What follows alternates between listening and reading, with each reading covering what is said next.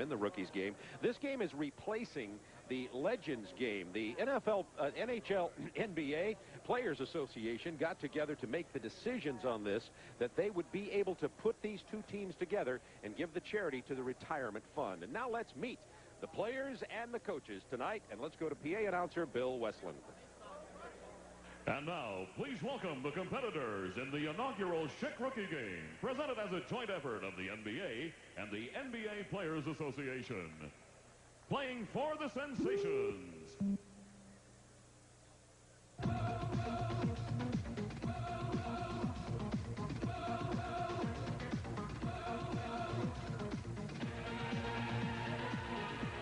This all-around forward leads all rookies in scoring and minutes played. He helped the University of Kentucky to the NCAA Final Four last season. From the Dallas Mavericks, the Monster Mash, Jamal Mashburn. This all-around forward has been a major contributor for the Cleveland Cavaliers.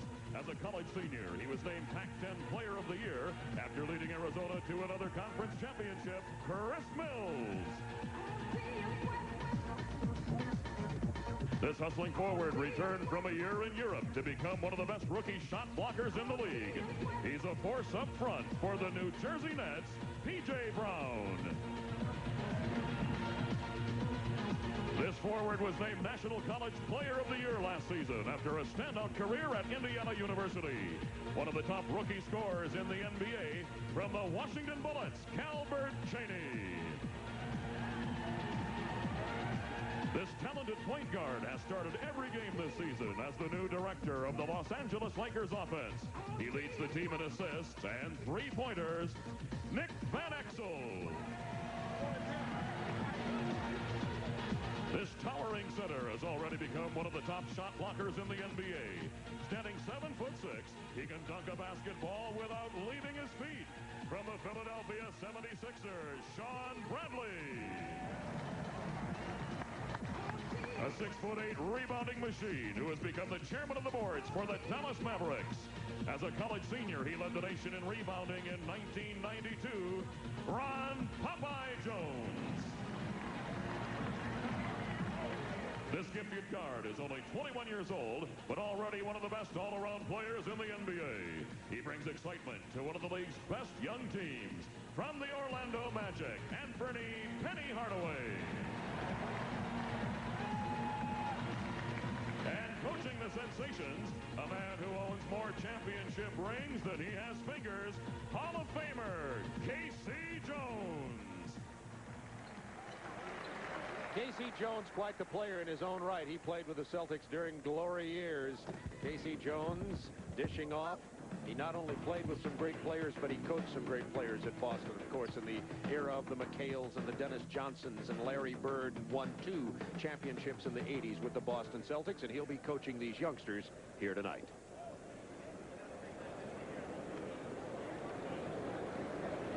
And now, playing for the Phenoms, the youngest player in the NBA and the first pick of the 1993 NBA draft.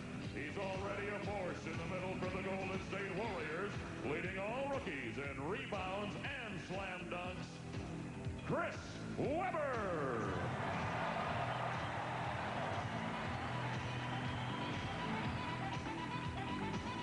This relentless rebounder hustled his way into the NBA after playing 3 seasons in Europe. He's one of the league's top rebounders. From the Indiana Pacers, Antonio Davis.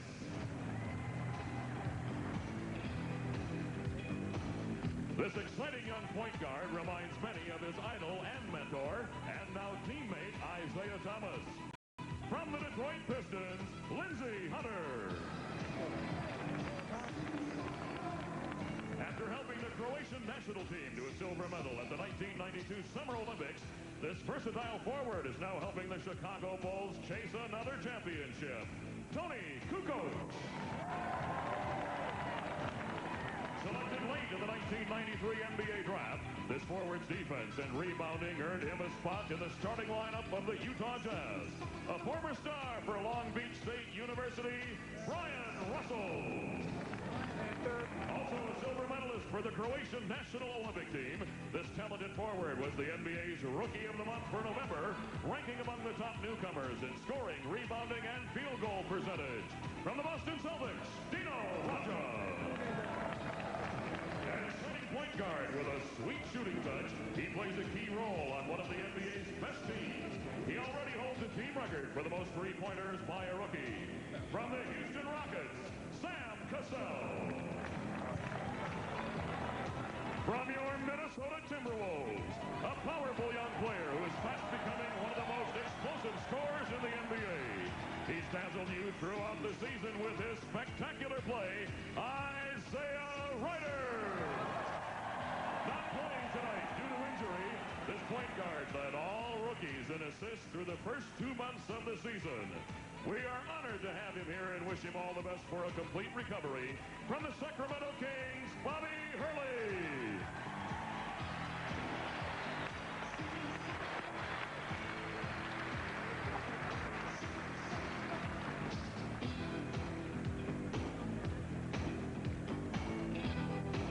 Coaching the Phenoms, a four-time NBA All-Star and former head coach of the Chicago Bulls, Doug Collins. And you may notice a similarity here in the young Chris Collins from Duke and Doug with the 76ers. Of course, Chris doesn't have the gold chain. These were during the years in Chicago. Doug thought he had lost the game. He wanted it there with young son Chris. And, of course, now our commentator on TNT. And he'll be coaching the Phenoms here tonight, and you're looking at them. Hubie, if you had to pick one, which best team? Are you kidding? You're going to put me on a spot in an all-star game? Let's go. You go with Casey, I'll go with Doug. Now, I'll get you back to that in a moment. Performing the national anthem here at the Target Center is George Wesley Jr., an 11-year-old fifth grader from Oklahoma City. Most recently appeared on nationally syndicated Star Search 94. This is George Wesley Jr. Oh, say, can you see by the dawn's early light what so proudly we hailed at the twilight's last gleaming, whose broad stripes and bright stars through the perilous fight o'er the ramparts we watched were so gallantly streaming.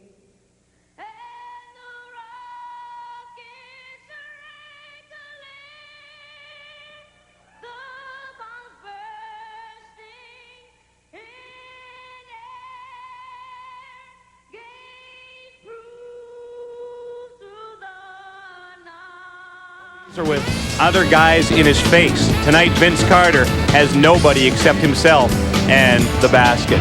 And he has been the most sought-after, most talked-about man in the Bay Area all weekend long. And our Paul Jones has nabbed him. He's with Vince Carter. Vince, we spoke to Tracy just a couple minutes ago, and I'm wondering if you're as excited as he is. Oh, definitely. And I'll definitely turn it up another level when I step out there. I'm going to enjoy seeing the people out there and just competing, and having all the guys enjoy it and having a good time.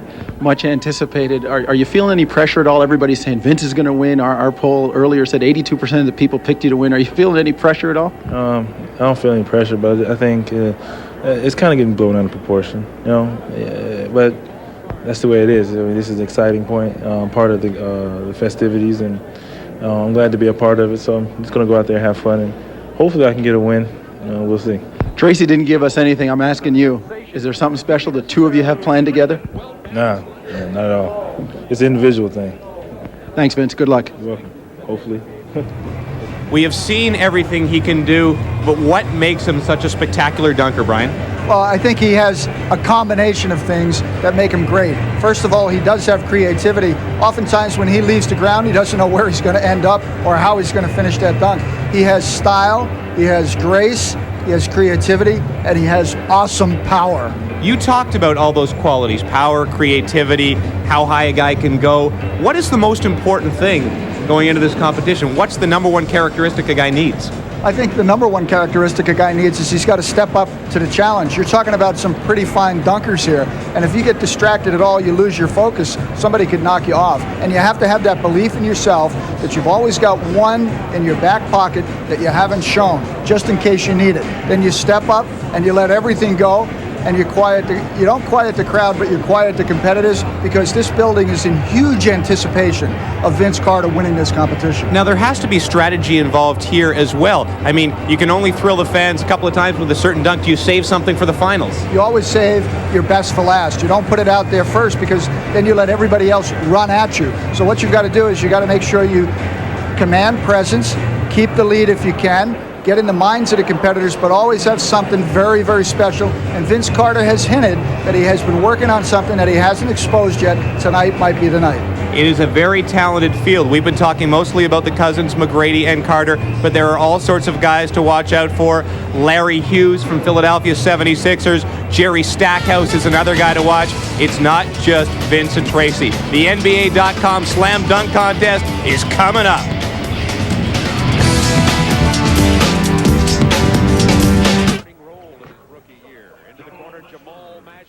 Who's been carrying a big load in Dallas. Mashburn has had... The Pontiac Sunfire Coupe now comes with a new 5-speed. Space and the world can't erase his fantasies.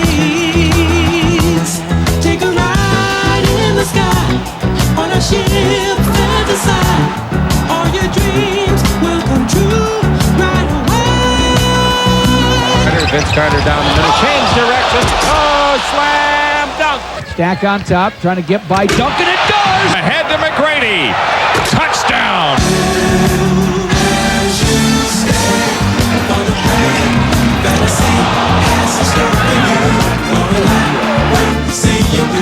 It's your day, shining day, all your dreams come true.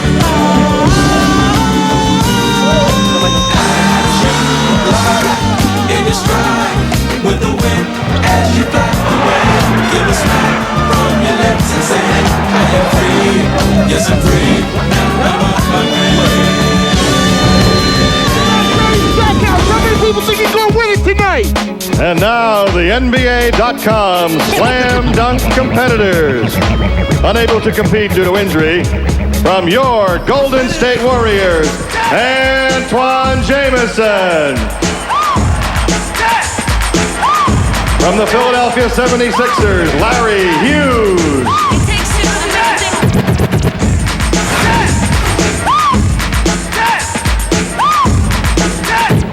From the Toronto Raptors, Tracy McGrady.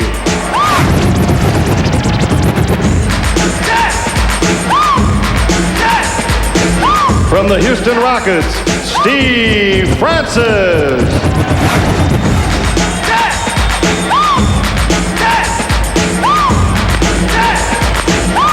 From the Toronto Raptors, Vince Carter.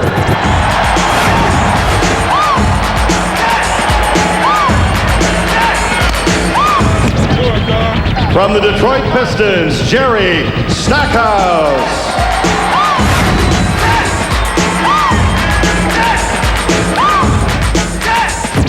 And from the Charlotte Hornets, Ricky Davis.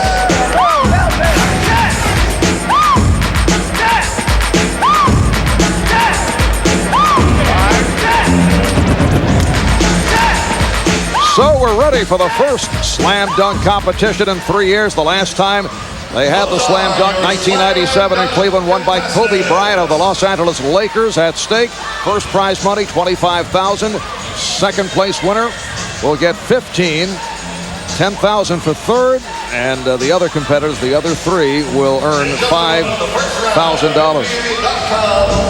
We'll open up with Larry Hughes of the Philadelphia 76ers.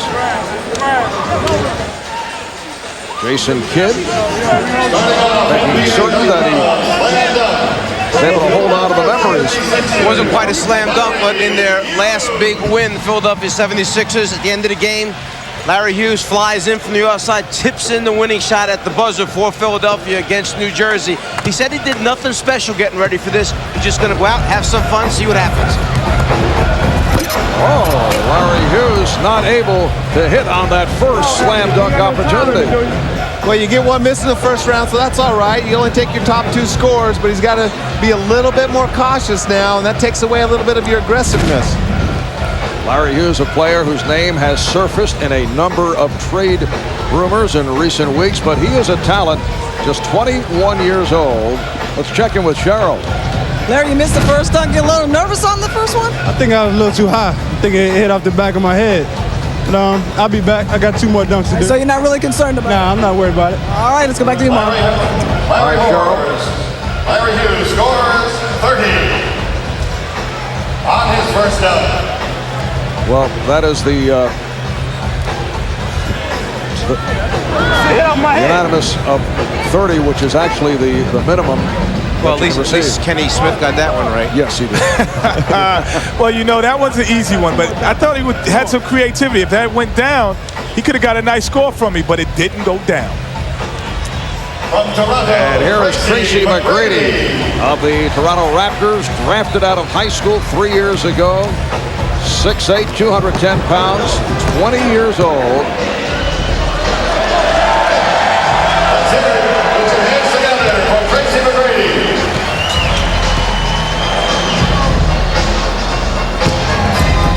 Oh, spectacular stuff by Tracy McGrady. What a way to open up. He almost didn't get the ball up high enough. He was waiting for that thing to bounce and come up a little bit higher. He had to reach down, grab it, then curl it back over the top. It was a much better dunk than it was pass. Like you say, Mike, he can't pass, but he can sure dunk.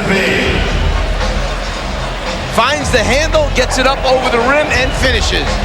Kenny, what's going on in your thinking process? I really like that. I like the elevation. I like the creativity. However, he didn't get the ball up high enough on the dunk, so he was kind of low once he caught the ball, which makes the dunk a little bit easier, guys, over there. Like Danny would know that. Danny would definitely know that. Hey, Kenny, I think that's crazy. I think that dunk that low that's a lot harder if you got to bring it down from your knees. Well, you know, once the ball is up there, then you catch it, bring it back down, and go up. Then I would have been a little more impressed. But he got a high score from me. Got a very high score. And that score is, all right, 9s right throughout. Cheryl? Tracy, straight 9s. Now, you said that, that was all right. That was just a warm-up for us. That's all. I just wanted to make sure it went in. I got 2 more dunks left for the first round, so I had to be creative on the first one, but make sure it went in. That was the most important thing. So you weren't going deep into your bag yet? Nah, I'm going to try to save it for the last 2 dunks that I have, so I'm going to be real creative on that, so y'all just stay tuned. Keep the pressure on your cousin. Oh, no doubt. He going to have it. All right, let's go back to you, Mark. All right, Steve Francis of the Houston Rockets up next. Incidentally, we are unveiling a jump meter tonight, a new technology that instantly measures the height that each player reaches when dunking. Oh, Steve Francis answering Tracy McGrady. Wow.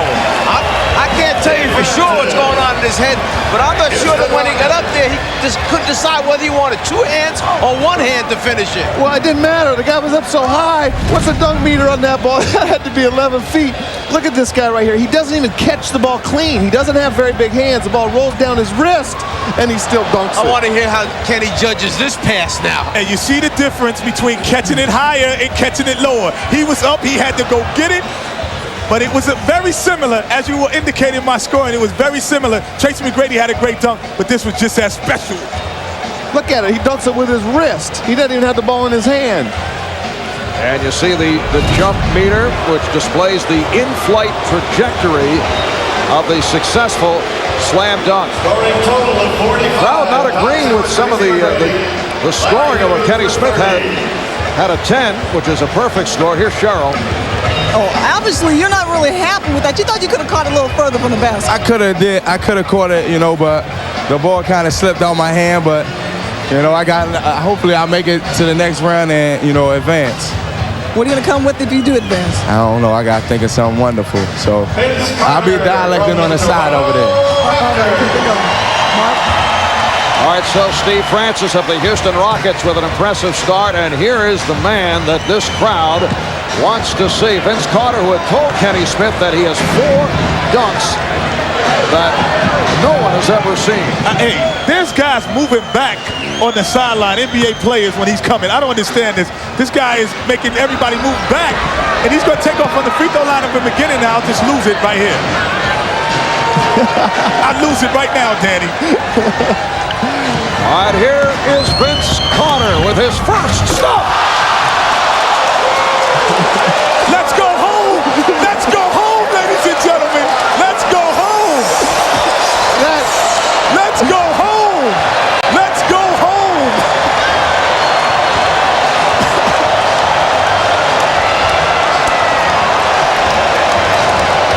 Hey, that is a reverse 360 going against the grain. That is unbelievable. This building just exploded. That's called a gainer. I'm expecting Kenny to say he double dribbled on that one. Hey, my goodness, you know what I'm saying? Let's just sign the check over. Let's go home, call it a night. Let's see who's going for second place.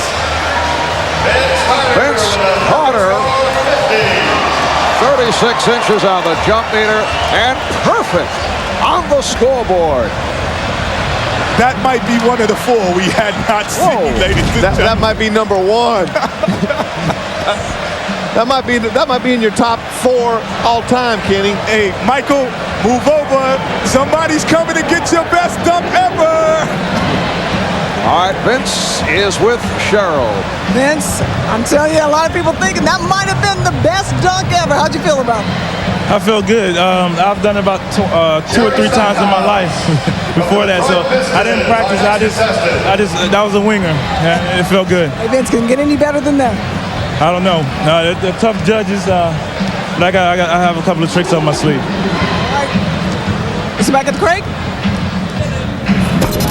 Well, Jerry Stackhouse following a very tough act.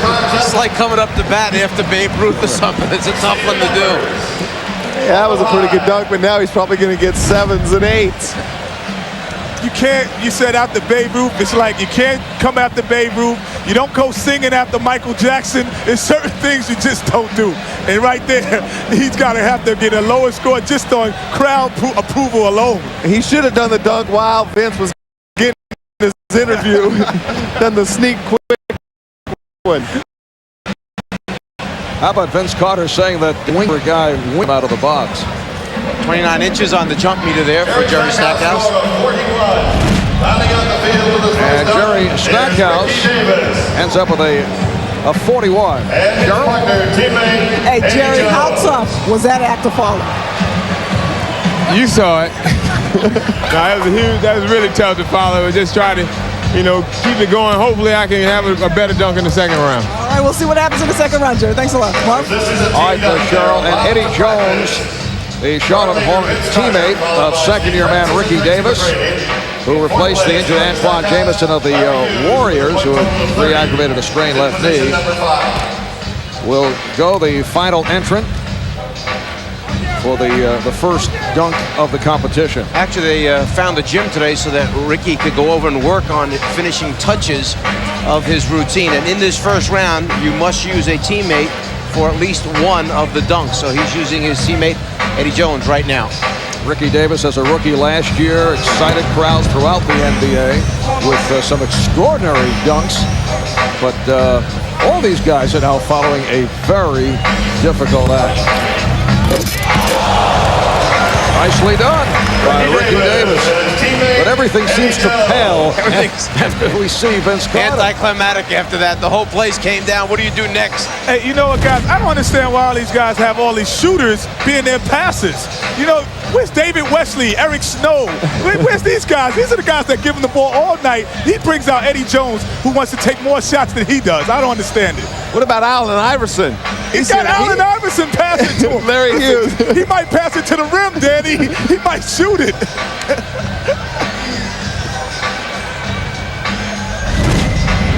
Ricky Davis. So the tally on Ricky Davis is 40. Vince Carter with a 50. Tracy McGrady and Steve Francis with 45. And a look at the first round after the opening dunk. Vince Carter perfect with his 50, followed up by Tracy McGrady and Steve Francis. Back with much more, including Vince Carter's second dunk when we return.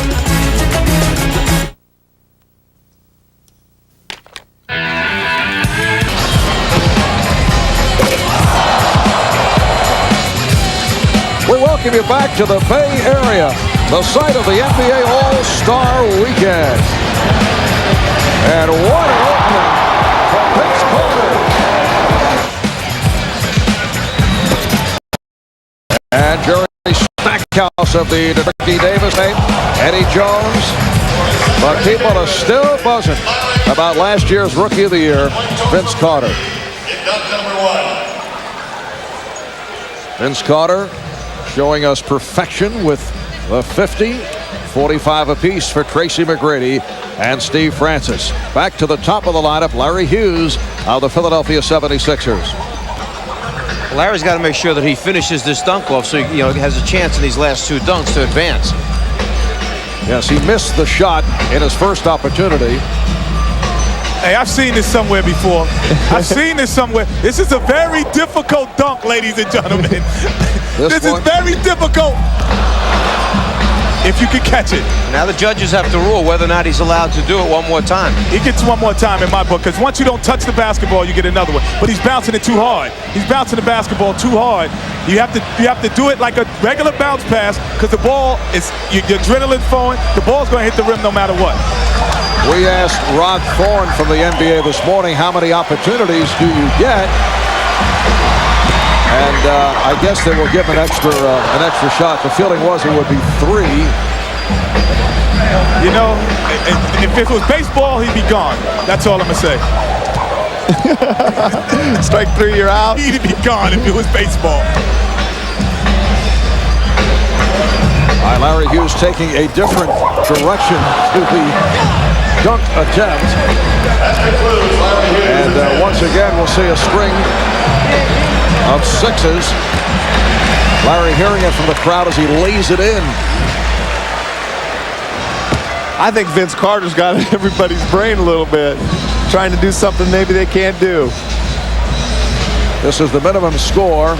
Larry Hughes once again with 6s across the board. The sad thing is, Kenny, the 6 is the lowest score you can get now, so your 24 score like 4 years ago still stands.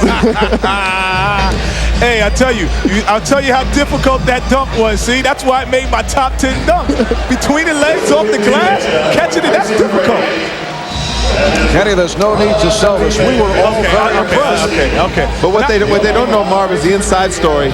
Mike, Vinny Del Negro taught him that dunk in Sacramento. I was there. I witnessed it. Brian Shaw, I have to give pride. He was the first one to kind of show me it, and I put a little twist to it. But Brian Shaw, but Vinny could do it as well, but not as high. Now this is teamwork, as Vince Carter will work with Tracy McGrady.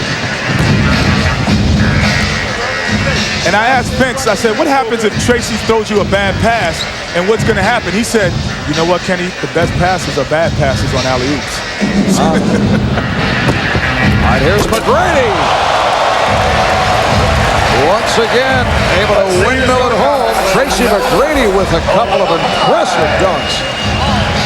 Kind of a low pass again, though, Kenny. Didn't get that ball up high enough. We haven't really seen what Tracy McGrady's capable of doing, as spectacular as that was. Yeah, against Vince Carter, not a passer. Where's Muggsy Bogues for this pass? But that's still impressive. Impressive. His head is at the rim. Look at this. You know, I've never had the pleasure of being up that high, knowing what it's like to be there. So, see, he would have gotten a 10 out of me if I hadn't seen the Vince Carter dunk. Oh, Kenny. He would have got, but it wasn't the same as the Vince Carter dunk. So that's the precedent. Vince has to come higher than that to get another 10 from me. Well, 36-inch vertical leap.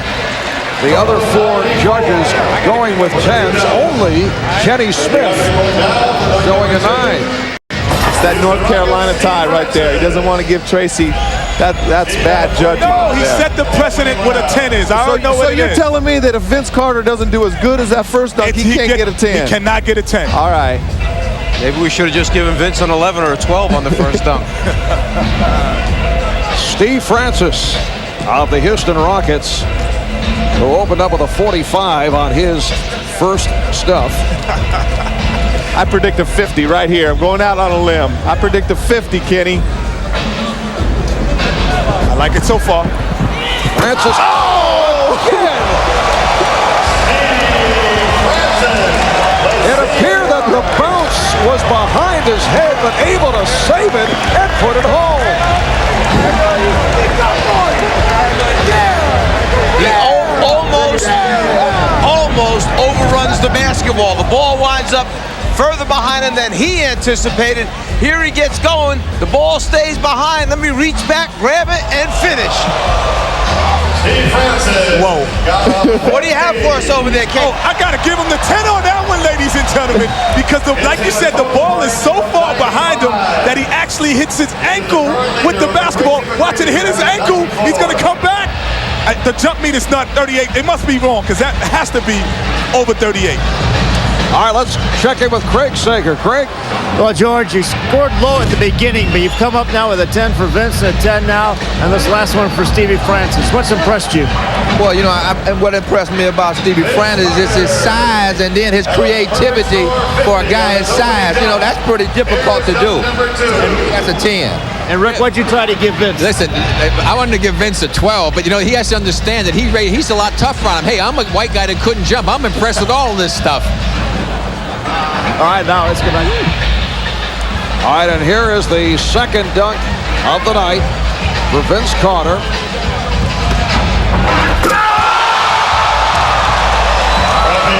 And Vince adding to the repertoire. Vince Carter from the Toronto Raptors. Let's see what the judges have in store. Well, we've just seen a new out-of-bounds play for the Toronto Raptors. You know what's so impressive is you see Kevin Garnett, Jason Kidd, Darrell Armstrong, all these guys that can really run and jump. They're in awe of what they're seeing. That is unbelievable. Charlie in second place with a 95, and Tracy McGrady with a 94.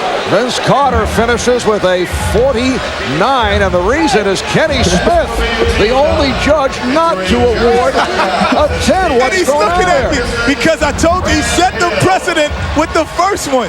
That would have been a 10 any other time but today. You know, I think that Kenny is out of the pages of Eugenia Williams, who was the judge in the Holyfield-Lewis fight, who claimed that she was screened out. Well, no, Kenny, he set himself up for that. We got Kenny on that one, Mike. We set him up. We knew we couldn't duplicate that in the first round. Now I think Vince has got some more 10s up his sleeve. This is just the early going. We'll see what he could do. I'm not impressed anymore. All right, Grant Hill with teammate Jerry Stackhouse, and the pass off the mark. Just a little body to leap over at the end. If the pass is in the right place, we'll see Stackhouse fly over the top of Grant Hill. That was delivered on target, but Stackhouse not able to put it down. And you know what's bad? Catino Mobley right now is really mad at Grant Hill and Stackhouse because that's the one they had saved for Steve Francis in the finals. That was very good. If it would have gone down, it could have been close. Could have been close because Grant Hill is definitely not the passer on that team. So what you're saying is they made the decision easy for you this time. And you know what? They had Duke and Carolina working together. I should have given him a 7, even though I can't give him a 7 on that. Just with Duke and Carolina was together on that. Next up, Ricky Davis of the Charlotte Hornets in his second year out of Iowa. As you see, the 36, Jerry Stackhouse. Despite the miss, did get some credit.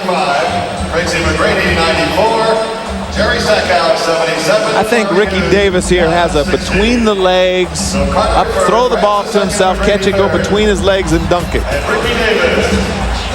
He's doing a scouting report early this morning. I'm just saying, you know, I've seen him do that in warm-ups before games before. I'm just predicting that. He needs one of his better dunks right here. Ricky Davis with a 40, his first dunk.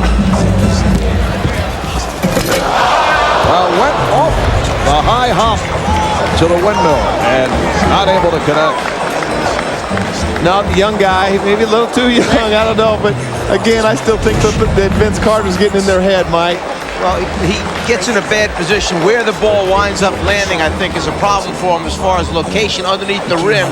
Now he gets there, and it's like, how do I get it back around far enough to create some space? His explosive style brought the Magic back to Hollywood. He came in the league really with something to prove. Then he sabotaged his own career. I just lost it. I walked up to him and I was like, what you say? What you say? But Nick Van Exel drove his way back to the top. He is really one of the great competitors that I've ever been around. Becoming a leader on the court while learning to make peace with the demons from his past. I definitely had to learn that. Learned it the hard way, but I've learned it. This is Nick Van Exel. Beyond the Glory.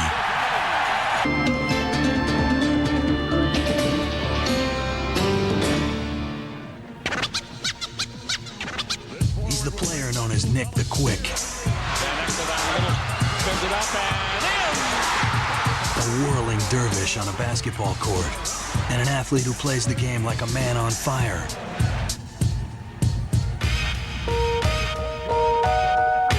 He's intense. He has a passion for the game of basketball. He's a very emotional kid, high-strung and unbelievably competitive. Van Exel's gone. Van Exel is gone. I have to be angry. I can't be out on the court smiling all the time and being happy-go-lucky because that's not how I am. Be careful. There's the tee. Wish I was like that, but that's not how I am. But away from the court, there lives a very different Nick Van Exel. A quiet man, admired for his friendship and generosity. He's a very loyal person, and his friends who get in that circle usually stay there. If he don't know you, he won't speak a word to you. But if he know you, he will give a shirt off his back to you. I am two different people. Why? Don't have a clue. Resolving the puzzle within himself has been the struggle of a lifetime for Van Exel. And the lessons he's learned along the way have come at a price. The things that have happened to him in his life, I wouldn't be very trusting either. It's like night and day, the things that I've learned. And, you know, the things that I know now, I wish I would have knew back then. You know, I probably would have been in a better situation.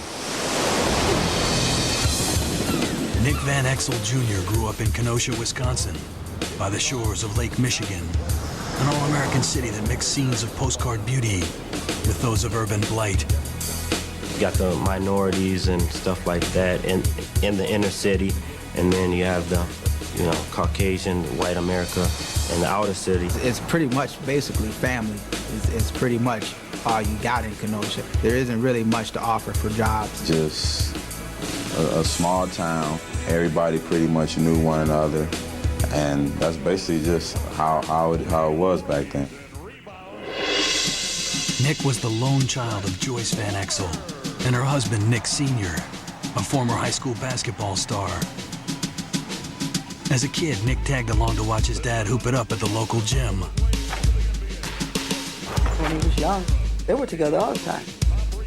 Together all the time. And he played basketball, and he'd always take him. But when the games were over, Nick watched his father turn from sports star to street criminal.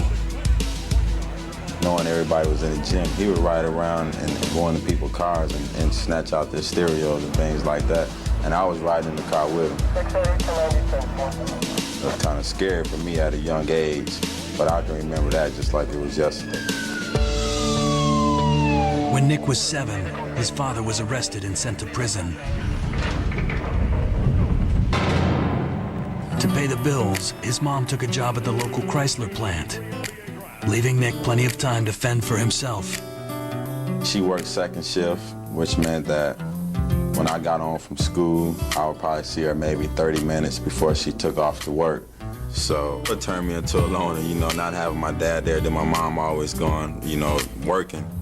While Nick's father was in prison, his parents' marriage ended. When Nick Sr. was released a few years later, he left his family and moved from Wisconsin to Georgia. He loved his dad. Years went by, Then one day, Nick's dad called him on the phone and offered him a plane ticket to visit. He called and just out of the blue and said he wanted to see me or whatever. So I got real excited. He said he had a plane ticket for me to come down to Georgia, and you know, my grandfather, he took me to the airport in Milwaukee, and when we got there was no plane ticket. That really hurt my feelings a lot.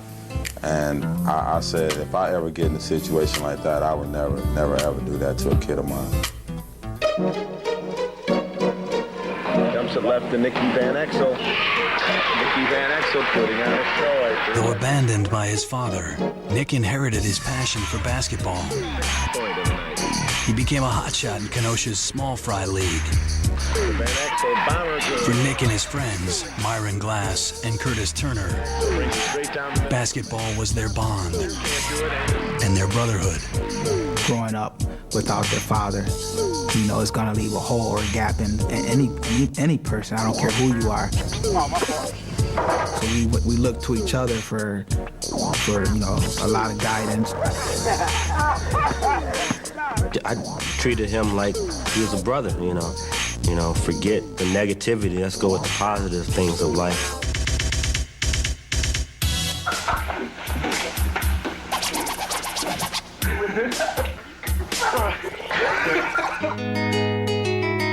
Nick's talent paid off when he was offered a scholarship to St. Joseph's High School in Kenosha. But when Nick got there, he felt out of place among more affluent classmates. They were rich, they were driving the cars, they had the credit cards, and me, I didn't have any of that. Very quiet individual, kept to himself. Nicky had to be spoken to first to try to get that out of him. You're thinking everybody's looking at you, you're thinking everybody's gonna try to make fun of you once you make one little mistake. Uncomfortable in class, Nick was a poor student. But on the basketball court, he flourished under freshman coach Ray Knight, a hard-nosed taskmaster who believed in Nick and went the extra mile to prove it. You'd have to pick him up to take him to school or get him places, because at that time, the family life and the family background weren't very supportive of him. He was a strict disciplinarian, but one thing about Coach Knight, he'd always invite the guys down to his house. His kids were great with me. On the court, you really didn't like him much, but off the court, he was a great guy to be around. Coach Knight was like Bobby Knight. If you could listen to what he would tell you to do, he made you a great player. Nick was becoming just that. He led St. Joe's to the state finals 2 years in a row and became the second leading scorer in Wisconsin's history. By the time Van Exel graduated from St. Joe's in 1989, he was an all-state star and a hot college prospect. After 17 years in Kenosha, Nick was ready to hit the road, where trouble would be waiting. The worst 2 years of my life. He's got nobody that he could depend on, and it disintegrated on him. One teacher told me I would probably end up somewhere dead in the gutter. After leading his high school team to the state finals, Nick Van Exel was the toast of Kenosha, Wisconsin. But poor grades kept him from enrolling at a four-year college nearby. Instead, Nick journeyed to Trinity Valley Junior College on the hard-scrabble plains of Central Texas. I wanted to get away from Kenosha. I wanted to not go to the same schools everybody else was going to. I wanted to go off and try to do something on my own. But racial conflicts permeated Trinity Valley. On the court, the players fought opponents with a fury. When the games were over, they fought each other. It was like the black guys were here and the white guys were there. Some of the white guys used to hang with us and vice versa. But then there were some white guys who just didn't want to have anything to do with us. Depressed and lonely, Nick called his mom and asked to come back home. Joyce told her son to tough it out. He wanted to drop out, didn't want to go back. I said, if you come home, you see how I'm working hard, you will have to do this too. I would always call her and please let me come home. She wasn't having it. I talked to him, and I mean, I talked to him. Let him know, this doesn't happen to everybody. This is your chance. And I guess at the last minute, he woke up, 'cause he didn't come home. Desperate to leave Trinity Valley, Van Exel hit the books, earning 32 credits in one semester to transfer to the University of Cincinnati. Arriving in May of 1991, he went to school all summer to qualify for a basketball scholarship, making ends meet by sleeping in the gym.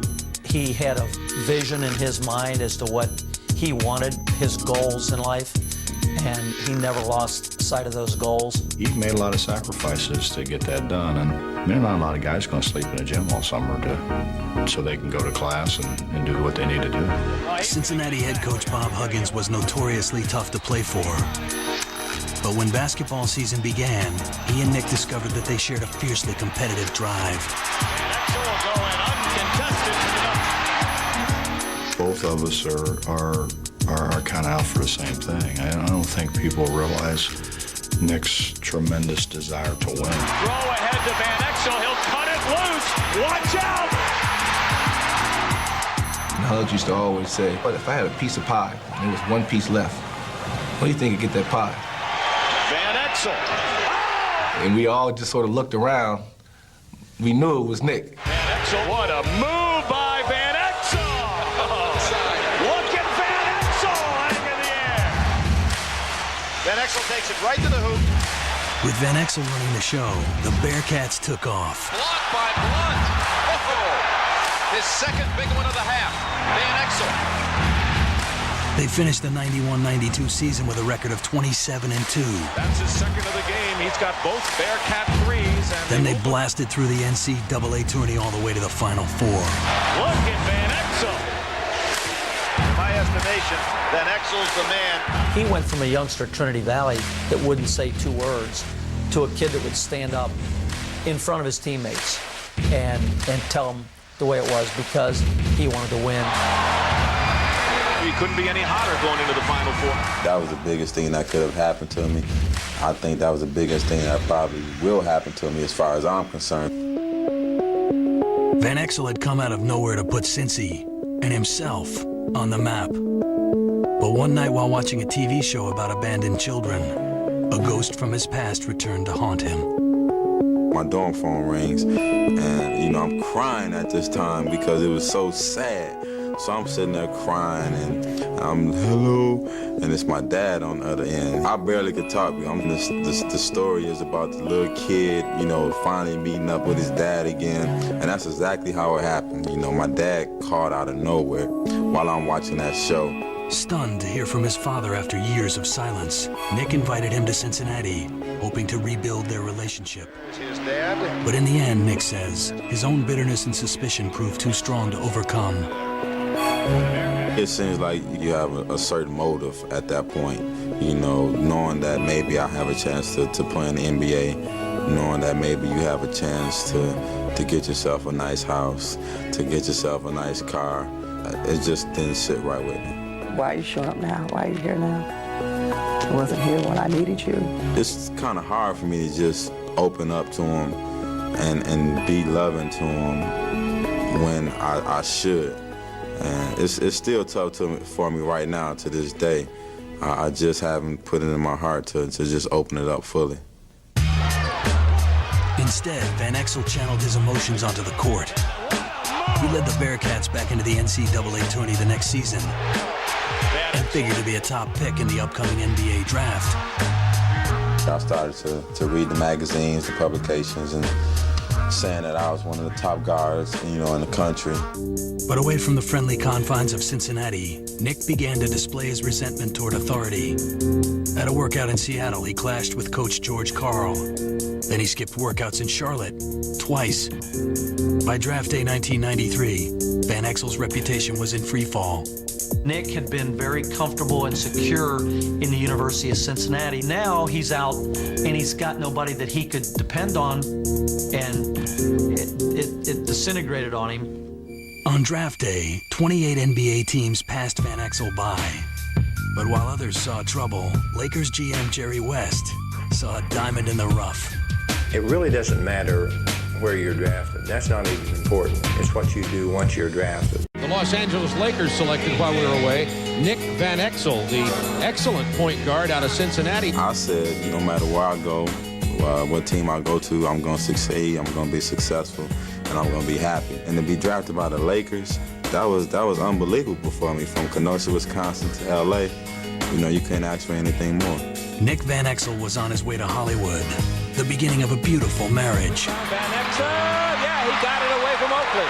Lob under the shack. Oh! And an ugly divorce. You don't do your family like that, you know, your so-called family. If we would have been somewhere with no one around, he probably would have wanted to kill me. Nick Van Exel came to Los Angeles in 1993 to join a team whose fortunes were more dire than his own. Following Magic Johnson's retirement from AIDS 2 years earlier, the once proud Lakers were in disarray. For Van Exel, it was just the challenge he'd been aching for. They were in need of a point guard, and Nick was in need of a team that wanted him. From the start, Van Exel electrified the Lakers. How did he make that shot? He scored 1,000 points as a rookie, hit 6 threes in one game, Thank Barry throws it up and throws it in. and revived the spirit of Showtime in L.A. With a lot of antics I would do as far as, you know, the boxing, the little dances, just creating a vibe that LA was used to. Nick had a way of stirring up the crowd, you know, when he would make outstanding plays. He, you know, liked that, and the crowd liked it. If you have one of those guys on your team, you're going to see an awful lot of kids walking around with jerseys on that bear that player's name. By Van Exel's second season, he was the charismatic leader of a team on the rise, guided by Coach Del Harris. Van Exel all the way. Ferocious in the clutch, Van Exel was at his best when the game was on the line. When he has the ball in his hand and the shot clock going down, he's not going to pass it. He's going to take the big shot. Nick can get the ball with 1.5 seconds left and make something happen. He fires and the count of it goes. It wins! It wins! It wins! Van Exel drove the Lakers into the 95 playoffs. Lakers all the way. Led them to a first-round rout of Seattle. He scored. Then hit an astonishing game winner in round 2 to keep the Lakers' hopes alive. 0.3 of a second. If I have to take that shot, I don't hesitate to take it. You know, it's a 50-50 chance it's going to go in or not, but if you don't take it, you know it's not going to go in. Van Exel's fearless style put the Lakers back on the map and earned the esteem of legendary Laker Jerry West. Coach Del Harris, assistant. He was my favorite Laker by far, because I could sort of identify with his desire to excel. Jerry West was a guy who tell you how it is, you know, tell you straight up. Wouldn't really sugarcoat anything. He went to bat for me several times in LA, and I really appreciate that. I thought we had found a player that was going to be there for 10 or 15 years. I rooted for him so much because I saw the rough edges going away. Van Exel tried to return the favor. As the Lakers charged toward the playoffs in 1996, he and teammate Eddie Jones asked Magic Johnson to come out of retirement and rejoin the team. But instead of lifting the Lakers toward a title, Magic's return seemed to disrupt their chemistry. The Lakers began to flounder, and Nick found himself battling Magic for control of the team.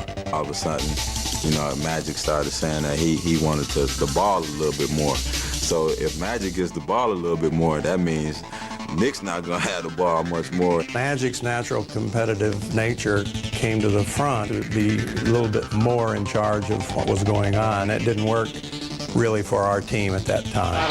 Boy, this guy's got a short temper. As the Lakers stumbled, Nick's frustrations mounted.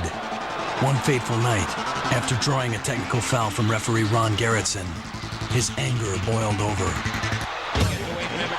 I just lost. I walked up to him. I was like, "What you say? What you say?" I'm yanking away from the manager, from the equipment manager, and my yanking was bumped him. The equipment manager grabbed me. I tried to yank away from him, and when I yanked away from him, he was right there.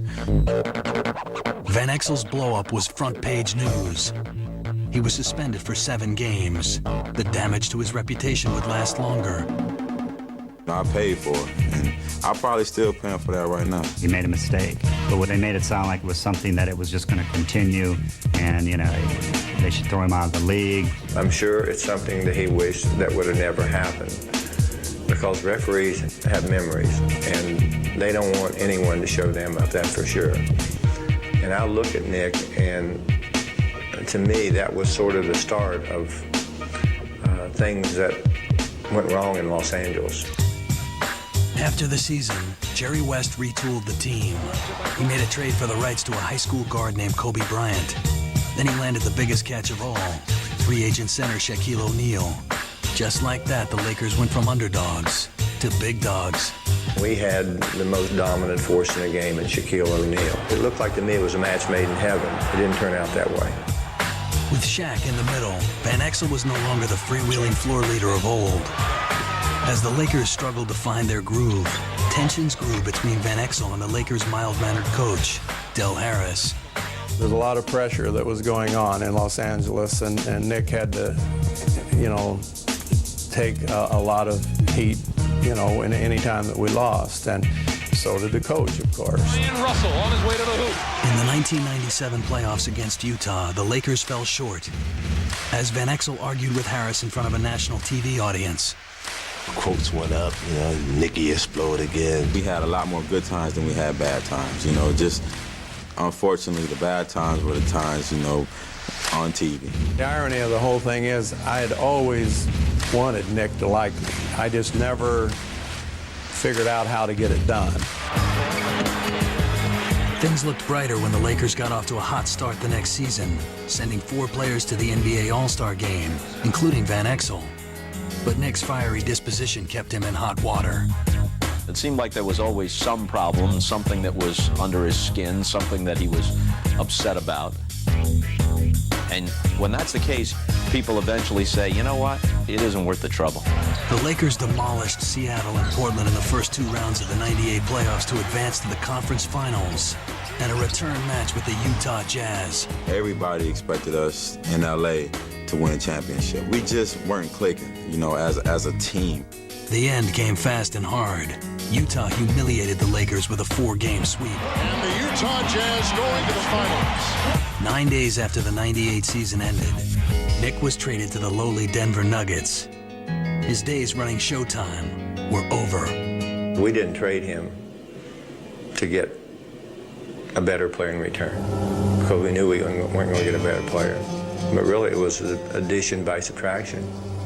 He was definitely going to send me away to a team where I wouldn't be a factor. I wouldn't be a threat to the Lakers. And Denver was definitely that team. Van Exel says he was resigned to the idea of a trade. But when it came without any advance warning, it left a sour taste. Yeah, we're going to move you to Denver. Okay, I can take that. That's a big difference than just saying, a phone call from your agent saying they shipped you to Denver. He should have felt bitter. But as bitter as he was, I was bitter too. Because it should have never gotten to that point. That's what made it so tough for me. That, asking, am I going to get moved? And they're steady saying no. Just like going to the airport and there's no ticket. Nick Van Exel's career was at a crossroads. Soon he'd be facing a crisis of life and death. Once I get on that plane, that's when it really sunk in because I'm like, man, I may never see my mom alive again. We got to clean her up before Nick gets here because he can't see her like this. After 5 years with the Los Angeles Lakers, Nick Van Exel was exiled to the Denver Nuggets, a terrible team desperate for a leader. At first, Nick threatened not to go. Then he changed his mind. If I get hurt and crushed and devastated, just like the next person. Once the smoke cleared, it took me a couple days to say, wow, that's what I asked for.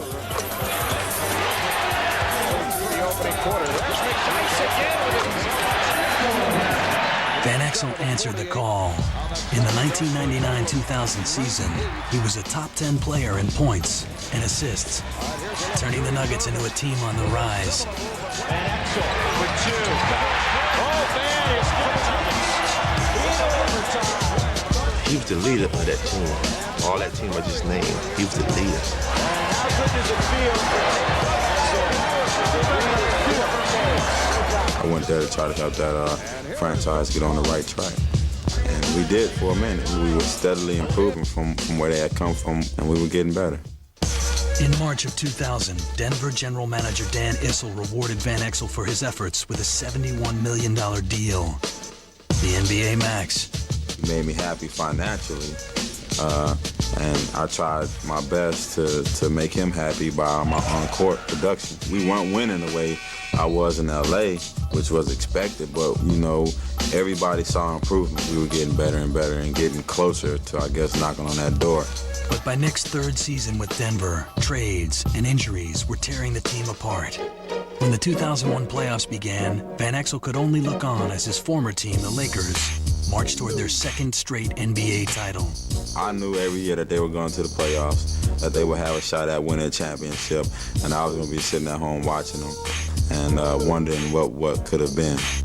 By the summer of 2001, Nick had made his off-season home in Houston, Texas, and was urging his mother to join him there. But Joyce Van Exel had been punching the clock at the Chrysler auto plant for 28 years, even moving from Kenosha to Indianapolis to keep her job. 2 years from retirement, she told Nick she wasn't going to quit before her time. I told her she didn't have to work anymore, to sit back and relax. She was like, nah, you know, I've been working all my life. But that was her main goal, was to work 30 years at Chrysler and to finish that. She had 28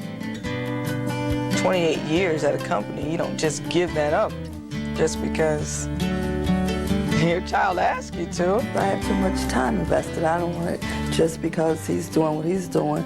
I'm a very independent person. On June 6th, 2001, Joyce Van Exel was walking home from work when she was approached by a stranger and shot 4 times at point-blank range. Someone called and said my mom had been shot. So I'm thinking it's a joke or whatever, you know, not my mom. I want somebody to shoot my mom. They didn't tell me how serious it was. They were saying she had been shot. Nick rushed to catch a plane to Indianapolis, where his mother lay in a hospital, fighting for her life. Once I get on that plane and get in those clouds, that's when it really sunk in, because I'm like, man, you know, my mom could be up here, you know, before I get there. You know, I may never see my mom alive again. Nick arrived at the hospital to find his mother barely conscious, and with doctors fearing the worst. Her whole face is swollen, and she's just, she noticed me when I came in, which was unbelievable. That's how strong she was. She was just shaking and just saying, Nick, I'm glad you came. And it was just hard for her to breathe, and but she was focused on everything around her. She knew she could comprehend everything. And I couldn't cry because I didn't want her to see me cry at the time, because I was trying to be her strength.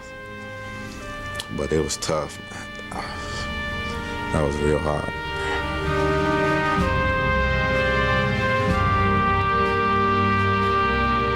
Despite bullet wounds in her chest and her face, Joyce Van Exel stunned everyone by surviving. She says that Nick's presence helped pull her through. And he says, you're getting out of here. And I didn't say anything because I was, you know, like in and out. But he was there for me. He really was. It was basically 50-50. She was still struggling to breathe. You know, every time she would try to swallow to catch her breath, it was just like a big old, you know, gut for her to do that. And to see her pull through it, you know, that was just unbelievable for me. The man who shot Joyce Van Exel was never found. Once Nick's mom grew strong enough to leave the hospital, Nick moved her from Indianapolis to Houston and bought her a home near his own. She still wanted to go back and finish her 30 years. I said, Mom, you're not going back to work. I somehow forced her to beg her to come live with me. Well, not live with me. She can't live with me. I won't let her live with me, but live near me. Now we can sit down and really talk. You know, he's here more. I see him more now, and I think that's good. We're bonding now. Nick Van Exel's life had come full circle. What a night he's having. His checkered reputation would soon come back to haunt him. Next thing you know, I mean, he was this bad guy again. If you have players that will be problems, then you shy away from that. It was a fear, like Dale is there. They know our relationship. Nick was doing everything in his power to get traded. When Nick Van Exel began his 4th season with the Denver Nuggets in the fall of 2001, he was discouraged about his future and bitter about his past. When Dallas assistant coach Del Harris offered to shake hands after a game, Van Exel walked past him without a word. Didn't want to talk to Dale because I felt that he was part of the reason why I was going out of LA. He said, can you just let it go or something like that? And I just walked by him. I didn't say anything to him, didn't shake his hand or anything. Didn't change my life, and he wasn't on our team anymore. But I had always wanted Nick to like me, and so that meant he still didn't. Facing another hopeless season with the Nuggets, Van Exel made no secret of his desire to be traded to a better team. But his public complaints and high salary made him all but impossible to move. It's taken a lot of my time with GMs kind of to protect him, you know, and justify him not only as a player but as a person. He said, well, Nick, why don't you just shut up? You're making $70 million. But he was saying, I want to make $70 million and win. His reputation hurt his tradability. And it's hard enough to coach. And if you have players that you think will be problems or don't want to be coached, then you shy away from that. Just before the trade deadline in February of 2002, Van Exel learned that the high-flying Dallas Mavericks were willing to make a trade to get him. But only on the recommendation of the Dallas coach who knew Nick best, Del Harris. It was a fear, like, you know, Dale is there. They know our relationship and how it has been in the past. But, you know, my agent was saying, well, Dale is your biggest backer. You know, he's the guy who's pushing the trade. I was willing to block out the 20 or 30 bad days we might have had in 4 years and think about the 1,000 good days that we had. I felt like that, you know, all things considered, it was worth the risk because he's obviously got great skills and he's a good guy. In February of 2001, Dallas made the trade for Van Exel. When they called and said he was going to Dallas, he was happy. He was like a little boy in a candy store. For Van Exel, the trade to Dallas did more than salvage his career. He says that Del Harris's surprising display of loyalty changed his outlook on life.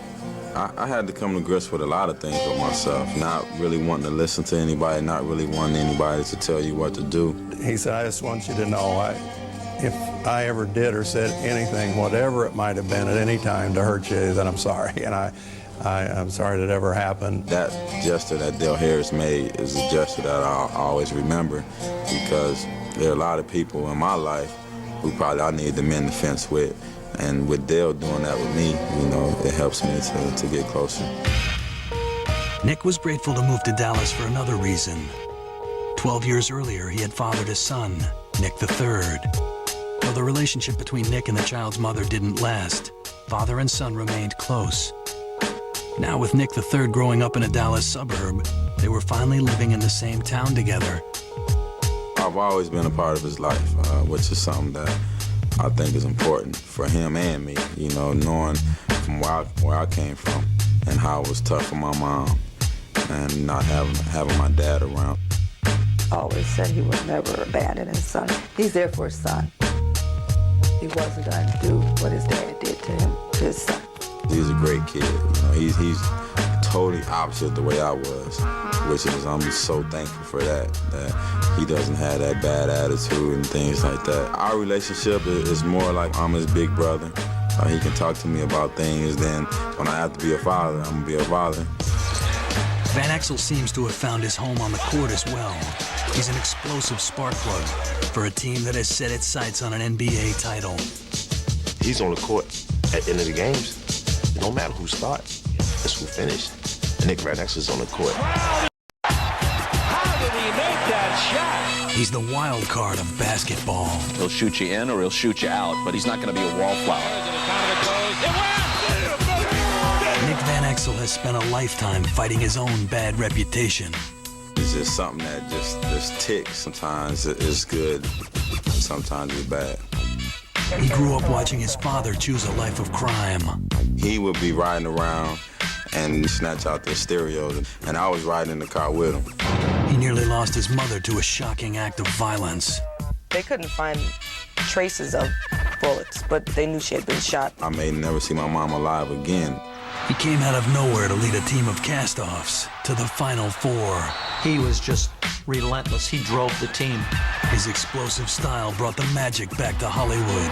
He came in the league really with something to prove. Then he sabotaged his own career. I just lost it. I walked up to him. I was like, "What you say? What you say?" But Nick Van Exel drove his way back to the top. He is really one of the great competitors that I've ever been around. Becoming a leader on the court, while learning to make peace with the demons from his past. I definitely had to learn that. Learned it the hard way, but I've learned it. This is Nick Van Exel. Beyond the Glory.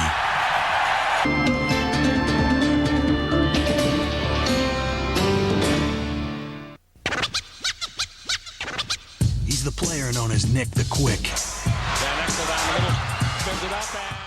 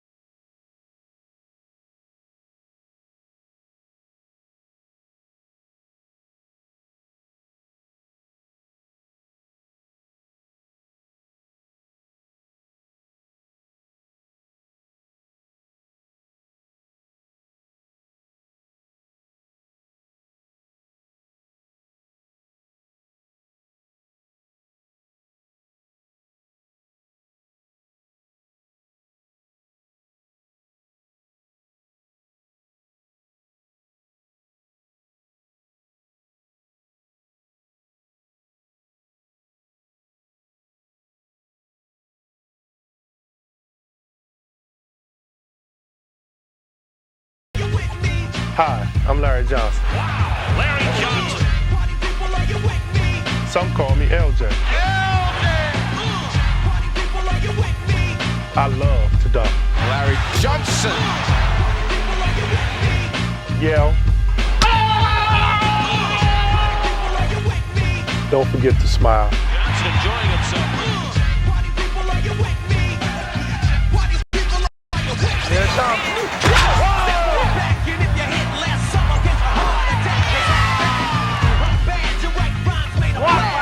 Larry Grandmama Johnson. Let's go.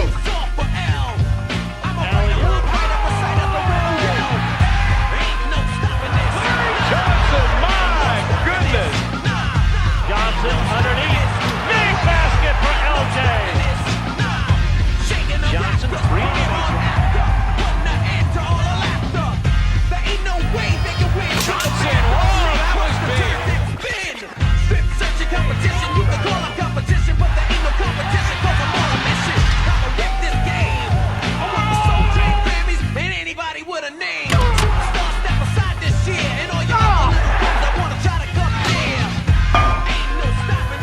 What?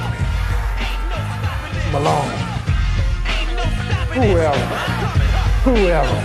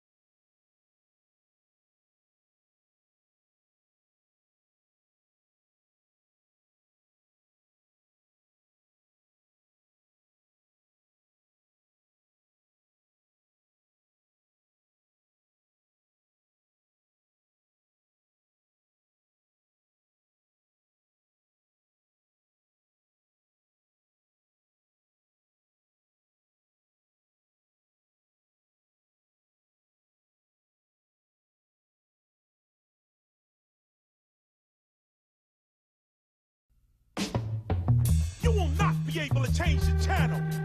You will not be able to catch the highlights on the evening news, enjoy it on tape delay, or adjust the contrast. Because the revolution will not be televised. The revolution will be led by Jason Kidd, Jimmy Jackson, Eddie Jones, Joe Smith, and Kevin Garnett. But it will not be followed by post-game, up-close, and personal interviews, because the revolution will not be televised. The revolution is not fantastic. The revolution will not give front row seats to celebrities. The revolution will not refrain from chest bumping. The revolution will not begin with a laser show or a mascot who dunks off a small trampoline. The revolution will not be televised. The revolution will not be televised. And the revolution will not fail. For as it fulfills the unfulfilled promise of Hank Gathers and Fred Wilson, the revolution is about basketball. And basketball is the truth.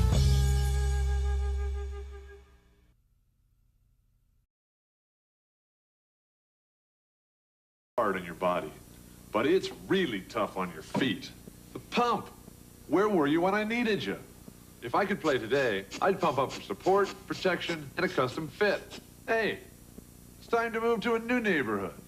Pump up and air out.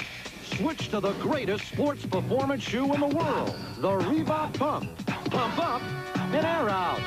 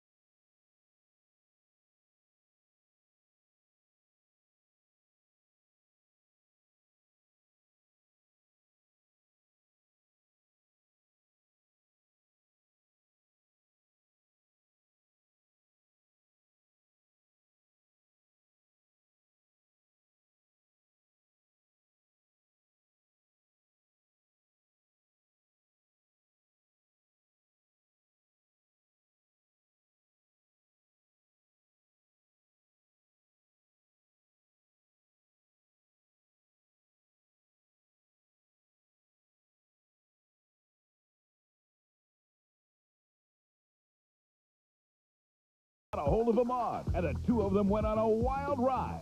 Let's roll. Oh, look out. The Sonics do their Christmas shopping, and they deliver right to your door. Listen, get in there. And you'll meet some creeps who play hoops and preach a simple game plan. Stay healthy and avoid the emergency room. Check this out. The killer crossover. What's that? Time out. You like my hat? Jordan on the drive. Jam. Someone say jam session? Now here's Magic down the middle. 2, 1, let's go. Hold on, folks. Buckle up. Happy holidays, everyone. Welcome to the show. I'm Willow Bay. And I'm Ahmad Rashad. Today, I will talk to the biggest rap fan in the country. That's you, right? Nope. 7'1", 303-pound Shaquille O'Neal of the Orlando Magic. I found out that Shaq plays his music full blast, same way he plays basketball. Also today, the Seattle Supersonics go from the hardwood to chopping wood as they gather up some Christmas trees. And you'll meet a unique basketball team made up of Catholic priests. They're called the Running Revs. It's a day off for Santa Claus now that his busy season is over. And one place he made the rounds was at the Target Center in Minneapolis. Playing the role of St. Nick was Chuck Person of the Timberwolves. Chuck and his wife gave hundreds of kids a Christmas to remember. Long-range bomber Chuck Person is one player who's always pumped up. What had him excited this week was his gift to the community. He threw a Christmas party for homeless and underprivileged kids. Santa's home, Santa's home. We just figured that there are a lot of kids out there, like the daughter we adopted is very unfortunate and don't have a home to go to at night to loving parents. So to give to these kids something that they probably wouldn't enjoy this year and give them a sense of hope and a sense of feeling good about themselves. Chuck's wife, Kim, did a lot of the work in organizing the party. It took tremendous effort, just keeping everything coordinated. Organization was the key, and that was tough, and rapping, and more rapping. The hardest part for me was wrapping that one gift. I mean, the name tag goes on the outside, not on the gift. Yeah, look at, why don't we just put one of these over here? Because if you wrap over the gift, they won't know who it is. You're right. You're absolutely right. I told you that. Well, I went to Auburn. What do you expect? He wasn't a great gift wrapper, but he made a great Santa, and the kids loved his new look. Well, this year St. Nick is trimmed. He's been working out. He's been on the treadmill and the Stairmaster and shooting little hoops in the off season. So Santa's ready to make little kids happy. And that's exactly what Chuck and his teammates did, as these kids had the time of their lives.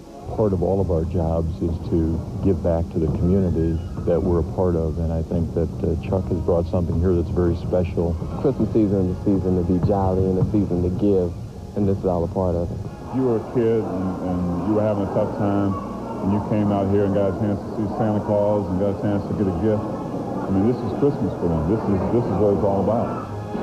Chuck says that during the evening he was transformed from a forward into a guard. That's because he figures he lost 10 or 15 pounds in that Santa suit.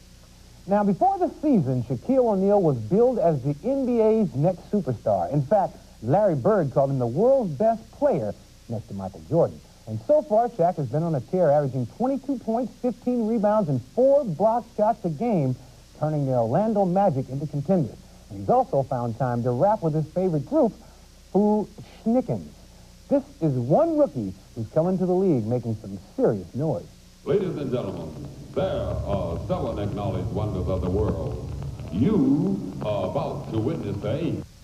In the NBA, no one is safe from the Shaq attack. Shaquille O'Neal is a slamming, jamming basketball phenom. Stop. Freeze. Now.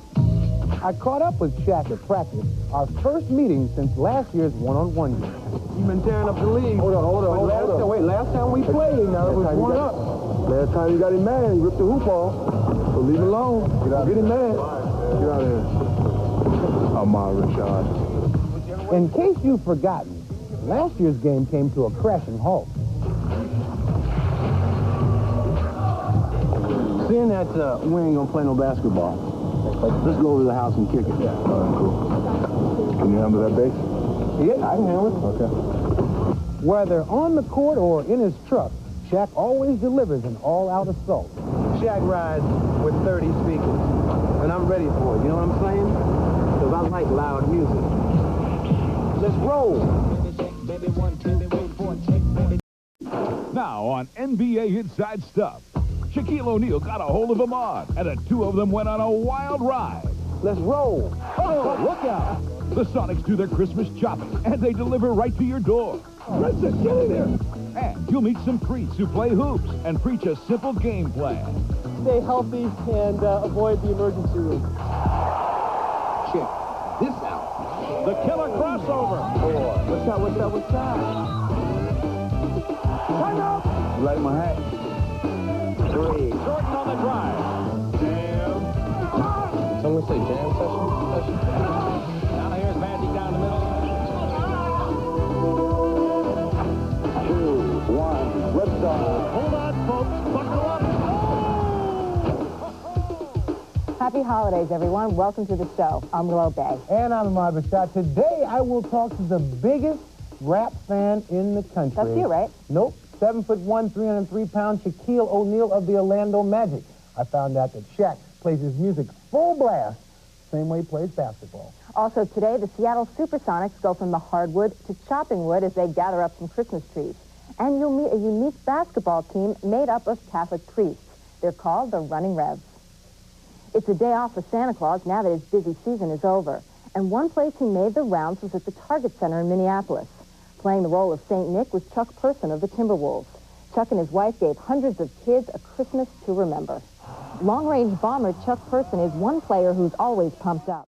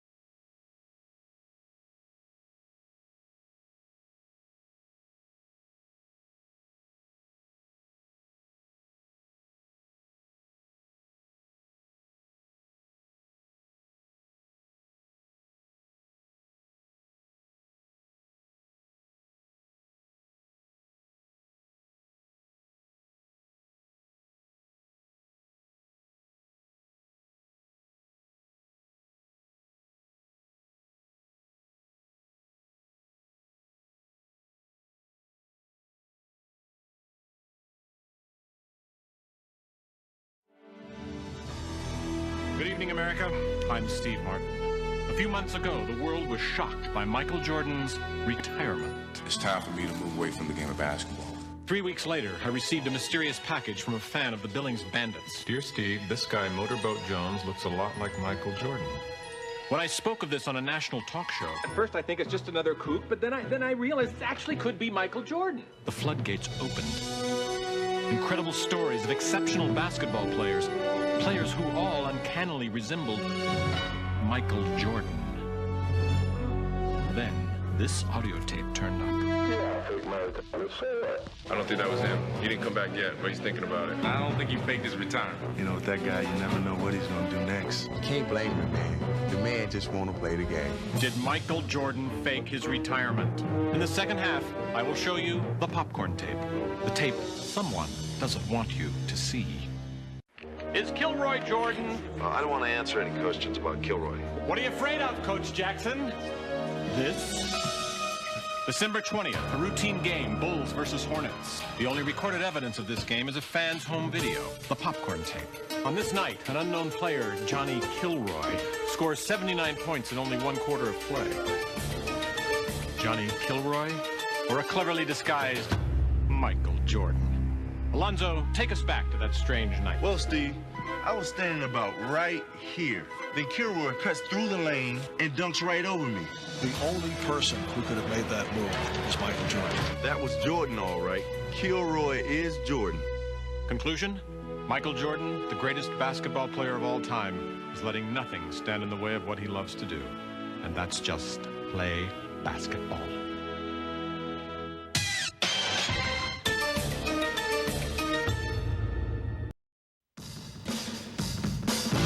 They have stormed through the East, surprising all but themselves. The dream season continues for the New Jersey Nets. Now, the New Jersey Nets must follow their floor general into the postseason and show the world they are for real. These guys are fun to watch. The Pacers versus the Nets, tomorrow on TNT.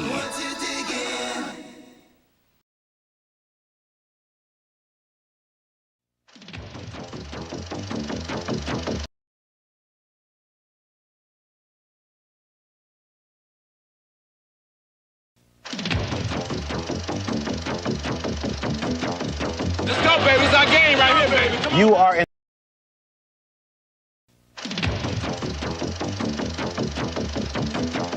Let's go, baby. It's our game right here, baby. Come on. You are invited to enter the world of the secret NBA and hear the true voice of pro basketball. Yeah, get it. Let's go. Hey, you gotta play some better defense than that. You pay a lot of money for that hair weave? Face him up and bust his ass. Let's go, baby. It's our game right here, baby. Come on. You are invited to enter the world of the secret NBA and hear the true voice of pro basketball. Yeah, get it. Let's go. Hey, you gotta play some better defense than that. You pay a lot of money for that hair weave? Face him up and bust his ass in the basket. Oh, my. In this unique look at the NBA's most intriguing personalities, fans will be allowed to capture a part of the sport which even the most coveted tickets fail to deliver. Give me a drink of water. Okay, I taste it first. You want to taste it? Yeah. How do I know somebody didn't put something in it? Why don't you play the game and stop crying, you big baby? Don't be left on the sidelines, as this fascinating video is certainly one no sports fan will want to miss. They have been known to self-destruct. Take a bad shot when the clock runs down. No! It ain't against the rules to make a layup. Both of you, this is the only matchup problem we got right now. Stop it. I don't want to hear no words. Stop it. In my next life, I'm going to come back as an official and straighten that mess out. Get back and shut up. Get back. Just get back. You're getting a fair shake. Just stay in here. You never know. This is what dreams are made of right here. That's a good one for the tape. The Secret NBA is now available on home video.